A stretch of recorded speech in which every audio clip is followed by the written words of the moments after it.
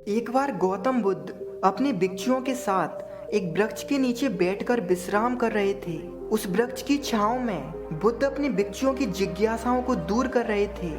बुद्ध के सभी भिक्षु एक एक करके उनसे प्रश्न पूछ रहे थे और गौतम बुद्ध उनके प्रश्नों के उत्तर दे रहे थे। बुद्ध के उन सभी भिक्षुओं में कुछ ऐसे भिक्षु भी थे जो कुछ समय पहले ही बुद्ध से जुड़े थे, जिसके कारण अभी उनके भीतर वह समझ पैदा नहीं हुई थी जो गौतम बुद्ध के प्रवचनों को समझ सके।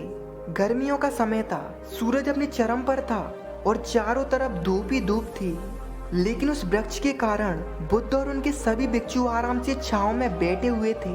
इतने में ही गौतम बुद्ध के एक भिक्षु की नजर एक बूढ़े व्यक्ति पर पड़ती है जो उस वृक्ष के पास से ही गुजर रहा था। वह भिक्षु उस बूढ़े व्यक्ति को देखकर अचानक से हंसने लगता है। उस बूढ़े व्यक्ति की उम्र बहुत ही ज्यादा थी, जिसके कारण उसकी कमर मुड़ चुकी थी।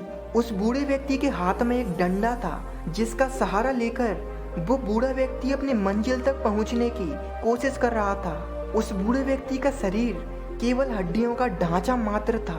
अपने भिक्षुओं को हंसते हुए देख बुद्ध उससे कहते हैं, मेरे प्रिय भिक्षु, कृपया करके हंसो मत, क्योंकि जिस व्यक्ति को देखकर अभी तुम हंस रहे हो वो कोई साधारण व्यक्ति नहीं है, बल्कि वह व्यक्ति इसी क्षण तुम्हारे जीवन को रूपांतरित करने की क्षमता रखता है। जो आज तक तुम नहीं सीख पाए वह ये बूढ़ा व्यक्ति तुम्हें सिखा रहा है। इसके द्वारा दी गई सीख को बेकार ना करो। बुद्ध की ये बात सुनकर वह भिक्षु बुद्ध से कहता है कि मुझे क्षमा करें बुद्ध, पर मुझे ये समझ नहीं आ रहा कि जो बूढ़ा व्यक्ति जो खुद अपने शरीर और बीमारियों से लाचार है वो मुझे क्या सिखा सकता है। फिर बुद्ध उस भिक्षु से कहते हैं कि ये बूढ़ा व्यक्ति तुम्हें तुम्हारा भविष्य दिखा रहा है। जिस बुढ़ापे और लाचारी को देखकर तुम अभी हंस रहे हो वो बुढ़ापा और लाचारी तुम्हारे जीवन में भी आने वाले हैं। वह बूढ़ा व्यक्ति तुमसे कह रहा है कि अभी समय है, इस स्वस्थ शरीर को अच्छे कर्म करने के लिए उपयोग करो।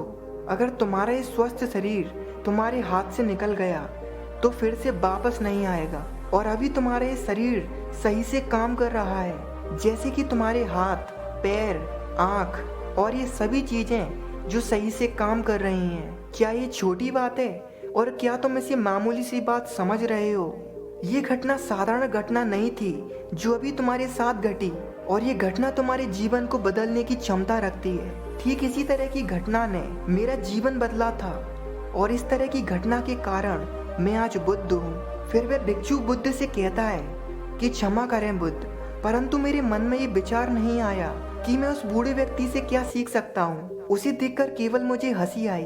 बुद्ध कहते हैं, ऐसा इसीलिए हुआ क्योंकि तुम्हें अपने भीतर कहीं ना कहीं लगता है कि जिस स्थिति में वह बूढ़ा व्यक्ति आज है उस स्थिति में तुम कभी नहीं जाओगे। जिस बुढ़ापे का और लाचारी का सामना आज वो बूढ़ा व्यक्ति कर रहा है, तुम्हें लगता है कि उसका सामना तुम कभी नहीं करोगे, इसीलिए तुम उस बूढ़े व्यक्ति को देखकर हंस पाए।